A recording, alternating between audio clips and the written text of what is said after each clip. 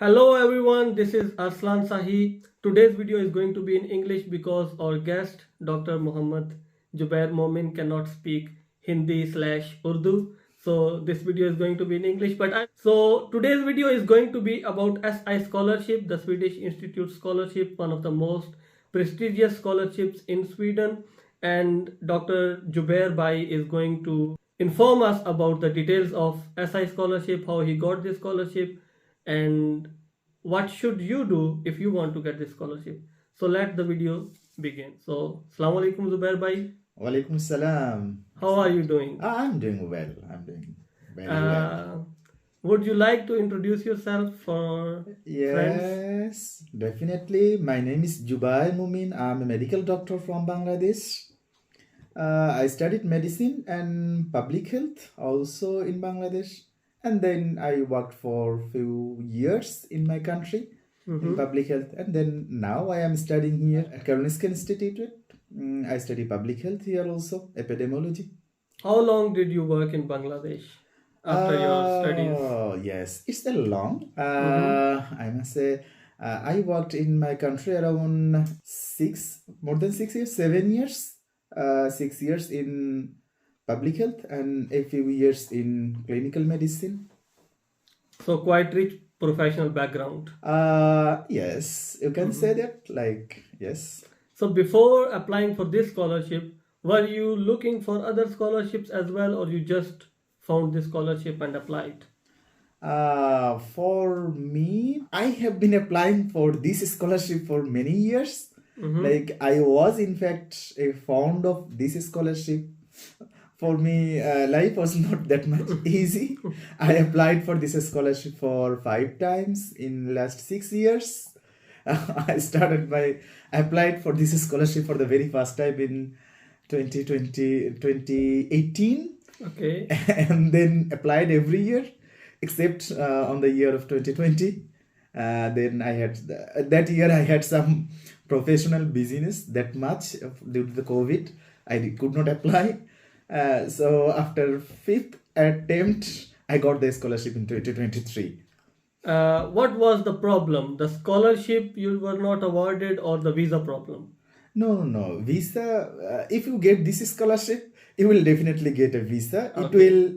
It's not definitely, there is a high chance that you will get the visa, because in the visa process, they only want to see if you are okay, you have the money to support yourself, blah blah.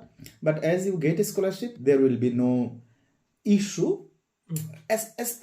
So far, there might be some issue, but I didn't see anyone.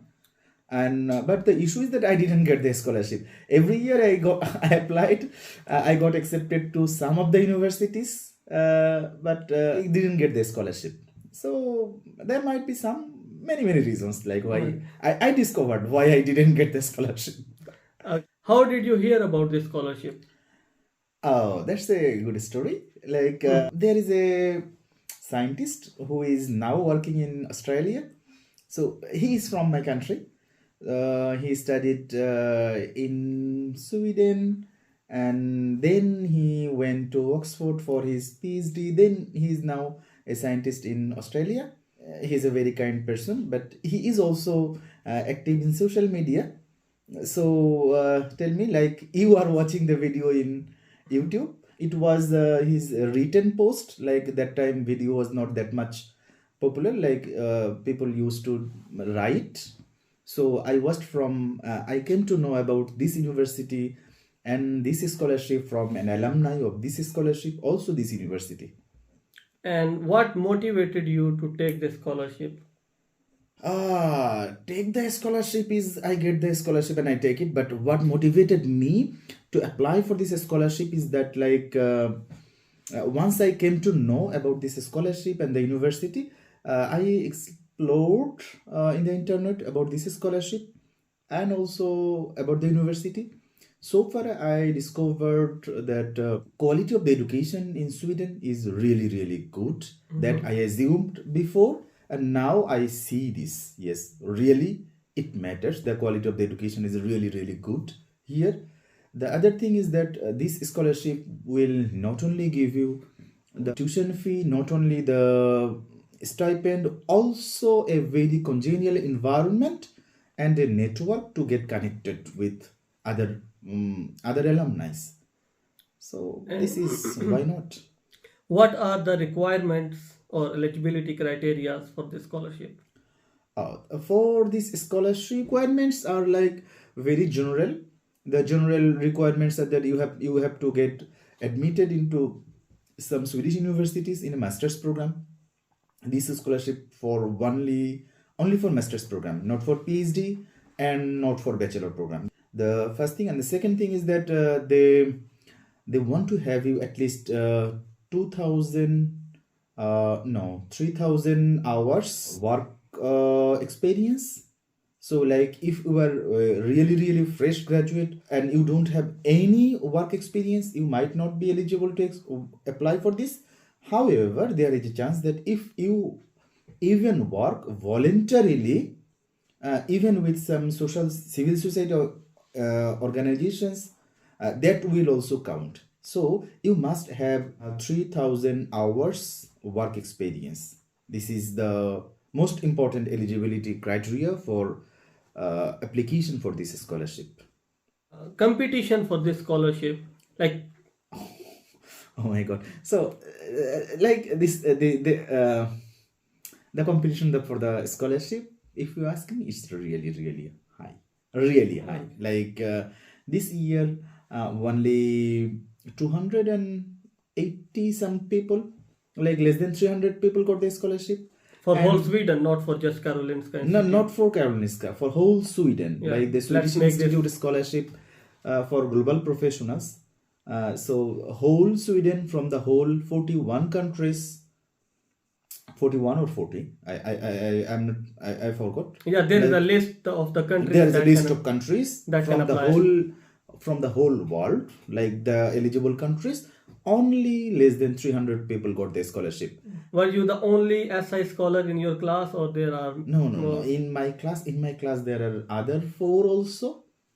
But this about this class and the university, this doesn't matter.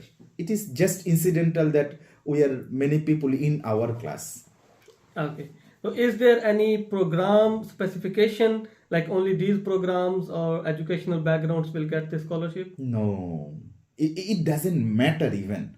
Like it is very coincidental that we are many people in our class, but it's not. It doesn't matter even whatever program you apply, whatever program you are got accepted. It's not totally not related to your scholarship. And since you have already said that it was not easy to get the scholarship, can you explain in detail, like you have said this in a very brief manner, that the stipend and everything. Can you tell us in detail how much stipend, and if you are comfortable about that, because in our societies people don't tell their income and money because nazar lag jati hai. So if you are comfortable with it, can you tell us about the stipend and perks like return tickets and everything? It varies from year to year. This is Okay. a like our year, like in 2023 intake, we get 11,000 crown per month as a stipend. So people before, like few years back, they used to get 10,000 crown. There is a possibility that it might rise or not, but the amount you get. One point is that it will be sufficient for you to survive happily in Sweden. Not you don't have to struggle. And And this is the stipend, and there you will get a one time ticket, like coming and going, but this doesn't change with the distance from Sweden to your country. It is one and average. It's most probably they gave us 15,000 Swedish crown. They will give it once after you reached Sweden, but this is for one time. Like they will give you in the very first time, and this includes your return ticket also, like from Sweden to. And this is the monetary advantage. And apart from the monetary advantage, there is some other advantage. Like the most incredible part is that NFGP, like Network for Global Professionals, uh, member of the alumni, they are the alumni of this scholarship, and the current scholarship holders, they are the member of this NFGP. And this has actually like great minds. They are people from all over the world, and we have periodic programs. Like now, the programs are mostly online, and we had on physical program also, like the kickoff program. But you will get to know, and you have the chance to network with people who were really, they are really that scholarship holder, like they were leaders in their field, in their country. They contributed a lot, and you will have that opportunity to learn from them. So it's huge, I So must the say. the chance of personal and academic and professional growth is higher.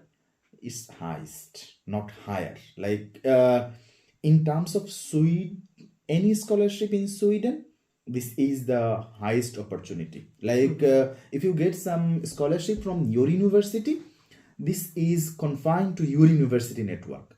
But as this is with the other people from other universities in Sweden are also there, so you will get to know them. And the other thing is that the alumni from this scholarship, they have also, you can also contact them. So this this will give you a very big opportunity to get connected with people, and it's really really good. What advice would you give to students who are looking for scholarships? In my whole life, I applied for only two scholarships: this SI scholarship, and the other one is Erasmus scholarship, Erasmus Mundus scholarship for the joint masters program. But whatever, I applied for many years. I have a bunch of experience, I must say, in applying for scholarships. So the first and foremost advice is that read the scholarship websites, the actual scholarship websites, like the for SI. Read the SI scholarship website, not the other websites that accumulates information from SI, and then so go through the websites again and again and again. So why people miss this? Like they do not apply correctly. This is one of the reason that they, for example, a friend of mine who knew who got, but he was supposed to get the stamp on the reference paper on both of the page. He missed. So after he submitted, he realized, oh, I missed this. So going through the whole website very well and taking notes, and when you apply, you should have a checklist that what I did, checklist that yes, work experience done, leadership experience done, and special notes. So you have to be really really careful when you apply. So if you miss anything, they will not ask it, they will simply reject it. Yes, Okay. unfortunately. And is there any requirement that after completing education here, you are supposed to go back? No, there is no formal requirement. However, people who have like people who are selected for this scholarship, they are already had some sort of leadership experience in their country. So usually they have contributed much in their to their field in their countries. So they have a tendency to go back and continue their contribution for their country. And like there is no formal requirement, but the SI people, like the Swedish Institute, wants to, like it's not that much formal, but they want you to learn and to work for the development of your country, for your region. Like it's written in the website that you are expected to contribute for the development of your country, for the development of your region. Like this is. But if you decide to stay here, they cannot force you, or they will not force you to go back. They will not force you. They will not force you. Definitely, they will not force you. There is no formal agreement with you. But only one agreement is there that you have to study. If you get the scholarship, you must continue your study. You cannot fail. You cannot fail in your like. You have to be really, really regular on your studies. So if let's say you come here on SI scholarship and you fail, then the scholarship will be cancelled, or you will be given a second chance. There is a condition written in the scholarship agreement you signed with the SI. Like in a year, you are supposed to study 60 credits. You can keep only 7.5 credit pending. Okay. If you this is just in case anything happens, but if you are kept more than 7.5 credits, your scholarship will be on hold. Like they will investigate. You have to justify why it is. Like if they do not get any proper justification, I don't know. Like it will not most probably be renewed or something. But I didn't hear any history of this, because once you are here, you are getting a handsome amount of stipend. Your job is to study. So it's a highly regular job kind of thing. Yeah, kind of like in Sweden, study is like a full-time job. Yeah, Like, yeah, so it's on another note. I must say, if you decide to come to study to Sweden, you must have that preparation that I like the way I do job 8 hours a day in my country. The same way I will study 8 hours a day full time. And universities are very good at keeping you busy all the time with assignment and blah blah. So assignment, group work. So if you have the tendency, at least if you have the way, if you are willing to complete your study, you will really get a chance to do it. Have you heard about anyone who has brought their families with them on this scholarship? Yeah, I have my friend. Okay. I have my friend. His wife is also living with him. It's the same requirement, or they have to show separate funds to support their stay? Yes. For them, they have to bring your family member. The migration agency in Sweden, they have a requirement that you have to, like, now it is 4,500 crown per month as a, or a for a adult, for a supporting cost. Like, and if you have a child, it has some other. The details is on the website and it changes. I don't ignore the figures I told. But yeah, it's around 4,000, 5,000 crowns. Yes, like but it changes from time to time. So when you apply, you really have to look at the. So if you want to take your family member with you, you have to show separate funds for them. And you have mentioned this quite few times about leadership and things like that. Can you specify a couple of leaders or notable personalities you have met here? Like this leadership means there is a real there is a condition to get the scholarship, that you must have some sort of leadership experience. So for me, let take me as an example. So I was not that big leader in my country, but I work as a program manager, deputy program manager. Like I work as a immunization officer. So I led teams.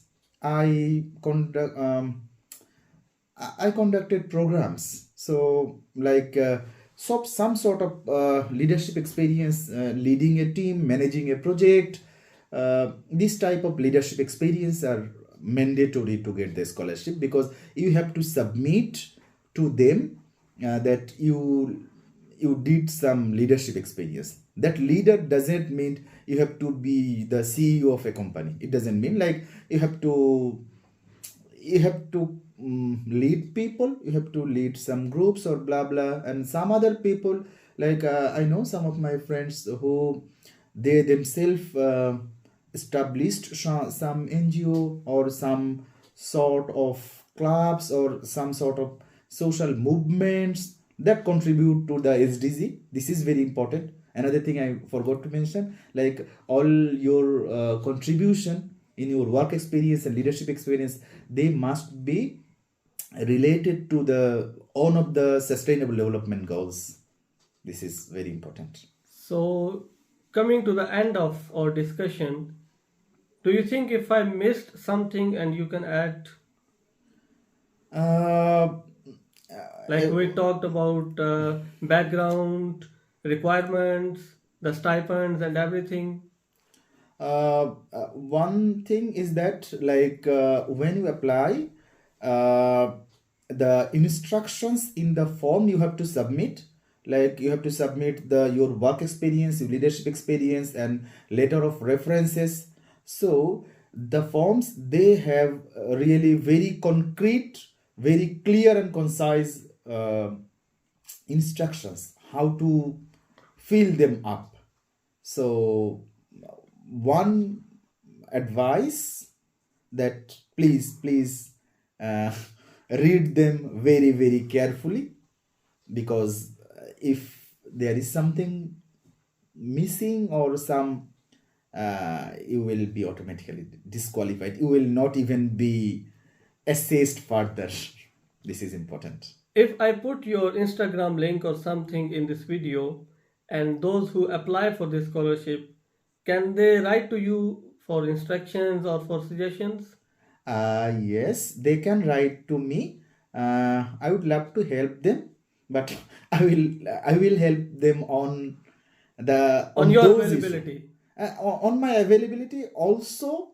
This is a very like once you go through the websites and you know and you have read them, then if you are not understanding anything and you need some clarification of this, so I will definitely love to help them. Oh, But yes, I have a bad experience, not bad, or I have some experience like people randomly send me message that I want to apply for the SI scholarship, can you guide me? So I saw them, I gave them the link, and they have never visited the websites. So it's not possible for me to tell them from ABCD. no, So we yes, have told them from ABCD in this video. yes, yes. But So if they miss anything or they need more information, they can reach out to you. yeah, no, yes, definitely they can reach out to me, and I would request them. The first request I told them, and now I am also saying the same thing. Go through the websites very very well. Like there is no alternative. Like me or any other scholars or anything, no one can help you except yourself. You yourself can only help you. Like go through the websites and read them, and if you really don't understand, and you then reach out to anyone. Like they can easily reach out to me. That's good. So friends, Dr. Zubair Bhai has his own YouTube channel as well, but it's in Bengali, Bangla language. So Dr. Zubair will now give details about his channel in Bangla. So আমার চ্যানেলের নাম আমার নামই জুবাইর মুমিন। ভাই link দিয়ে দিবে নিচে, তো সেই লিংক থেকেও আপনারা আমাকে দেখতে পারবেন। আমি সেইখানেও হায়ার এডুকেশন এগুলা নিয়ে কথা বলি, হায়ার এডুকেশন, সুইডেন লাইফ এগুলা নিয়ে কথা বলি। So thank you so much, Zubair Bhai, for your time and for your kind information. I hope it is useful for our friends watching this video, and I hope at least someone gets the scholarship after going through this. Yes, thank you. We hope so. Thank you so much for your time. Okay friends, see you in next video. You can write to me on my Instagram. Here is my Instagram link as well. You can write to me as well, and you can write to Dr. Zubair Bhai as well. If I missed anything, you can write to me, and if we felt, we can make another video about this. topic as well. Thank you so much for your time. See you soon.